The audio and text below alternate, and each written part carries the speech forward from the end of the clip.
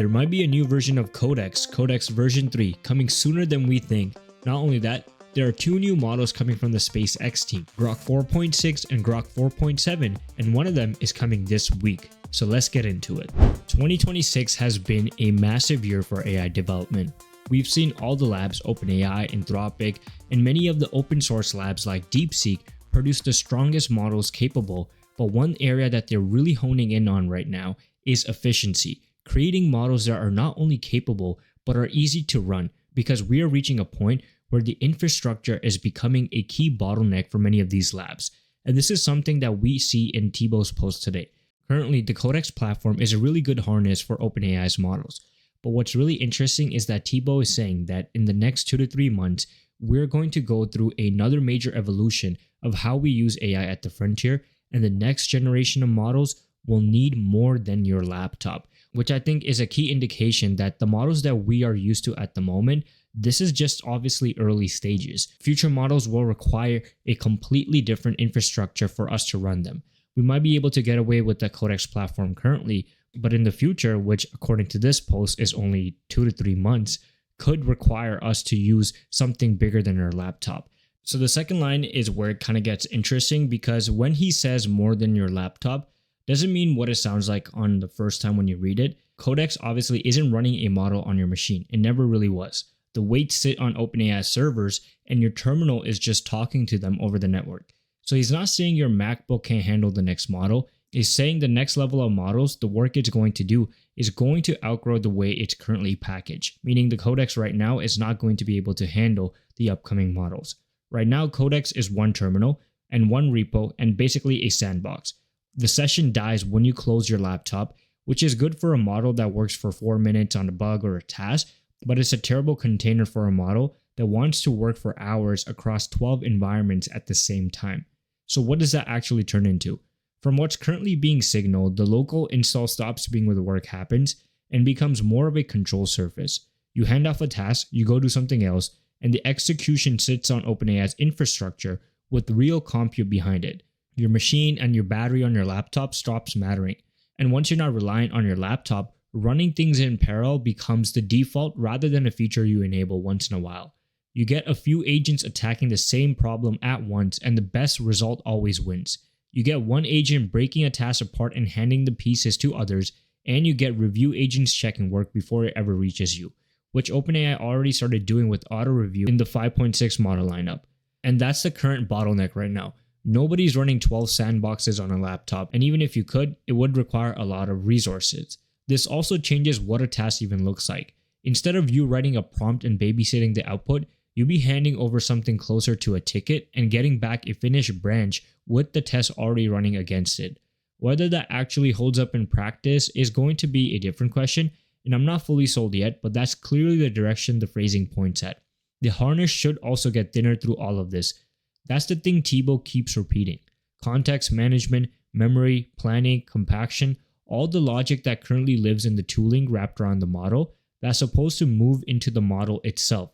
What's left over is orchestration, spinning up environments and routing work between all of the agents, which is also why the timing is worth paying attention to.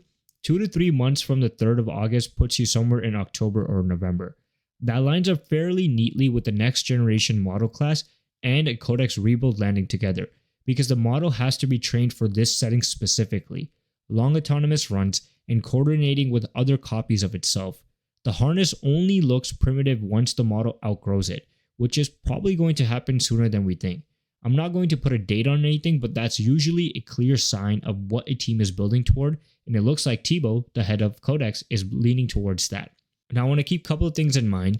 More compute per task means somebody is actually paying for that compute, and it's not like OpenAI is going to absorb that cost forever. So I would expect pricing pressure and higher tiers as this rolls out. That's the unfortunate consequence that never makes it into the announcement post. Now, none of this is OpenAI doing something nobody else thought of either. Anthropic has been pushing Claude Code in the same direction, and the whole industry seems to have quietly agreed that the agent living in your terminal was kind of a stepping stone rather than the final destination for the workflow. Thibault just said it out loud with the timeline attached, which is probably why a lot of people paid attention to this. But yeah, it looks like Codex version 3 is probably going to come in the months of October and November. Before we continue, we just launched the Universe of AI newsletter. If you want to stay on top of AI news without having to hunt for it, link is in the description. Don't miss out. This week we might be getting another model from the SpaceX team, which is going to be Grok 4.6.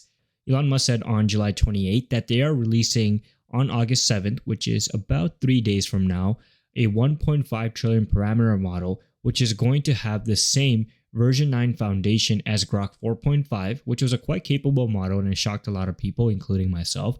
I didn't expect the Grok team to produce a strong model like that. And this new model, 4.6, is supposed to get improved supervised fine-tuning and reinforcement learning instead.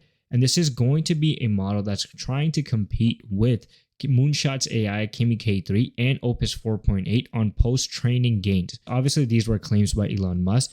And what's funny is that he actually posted this around the same time as when Kimi K3 was released. So yeah, Kimi K3 put a lot of pressure on probably OpenAI Anthropic, but for some reason, even the Grok team and Elon Musk confirmed that they have 2 new models coming, because we know 4.6 is not the only model. He also mentioned 4.7 coming after 4.6. And he said it's supposed to follow a few weeks after. And then his claim is better in every way except slightly slower. So at least he's being honest. He knows that they're releasing a model 4.7 that is going to have more intelligent capabilities, but it does not achieve the same amount of speed as the previous versions 4.6 and 4.5. Now we have no idea what the benchmarks are going to look like or what the pricing is going to be, or any information on the model card yet. This is all based off of Elon Musk's post that he made on July 28th. But him saying this is obviously a strong indication that this model should be coming soon, August 7th. Obviously, we know from our personal experience, sometimes when people release timelines, they don't always hold. We saw that with Google DeepMind. Could this be the same case with Grok? Who knows? Now, what's really interesting is that Grok is a model that was actually pretty efficient, meaning for $1 you spent, the amount of intelligence you got was quite competitive, until obviously DeepSeek version 4 Flash came out and that kind of changed things. But this model, Grok 4.6, I don't think is going to be the number one on benchmarks, and I don't think we should set that expectation from now. The expectation should be that it achieves pretty on par results to the best models out there, Kimi K3, Opus 4.8. Let's see how close it gets to Opus 5 or GPT 5.6 Sol, for example. But this model is going to tie their previous versions, maybe Opus 4.8, Kimi K3, it might be around the same, who knows. But when it does come out, I think the cost angle is going to be much more important. If it can be served at a competitive pricing, a lot of people might start taking SpaceX a little bit more serious when it comes to AI development, especially AI models.